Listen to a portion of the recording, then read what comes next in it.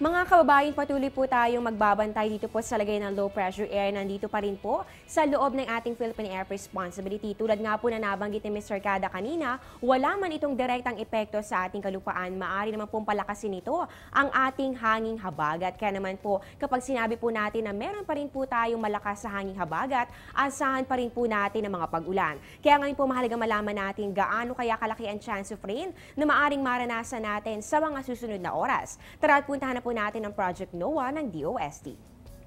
Ito po ang Project NOAA website kung saan makikita po natin ang mapa ng Pilipinas at sa tabi naman po nito ang color scale kung saan nandito naman po yung percentage ng chance of rain na katumbas po ng mga kulay dito sa ating mapa. So unahin po natin dito sa bahagi ng Luzon. Dito po sa Northern Luzon, pati na rin po dito sa may Palawan, meron po yan 20 to 40%, pati na rin po dito sa may Bicol. Samantalang dito naman po sa may western section po ng Central Luzon, ito po yan, pati na rin po dito sa may Calabarzon at pati na rin po sa may NCR, meron po yung 50 to 80% sa mga susunod pong mga oras. Dito naman tayo sa may Kabisayaan, sa loob po ng isang oras, makikita po natin na nag-iiba po yung mga kulay. Ibig sabihin po niyan, mas malaki po yung chance of rain. Dito po yan sa may Eastern Visayas at pati rin po dito sa may Negros. Ayan po, meron po yung 50 to 90%.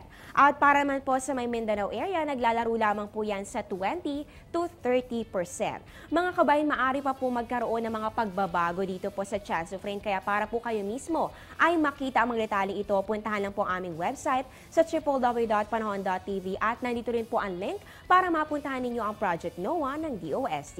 Mamaya po malalaman po natin extremes of temperature at ang relative humidity, kaya tutok lamang po sa Panahon TV. Magbabalik pa po kami matapos ang ilang mga paalala.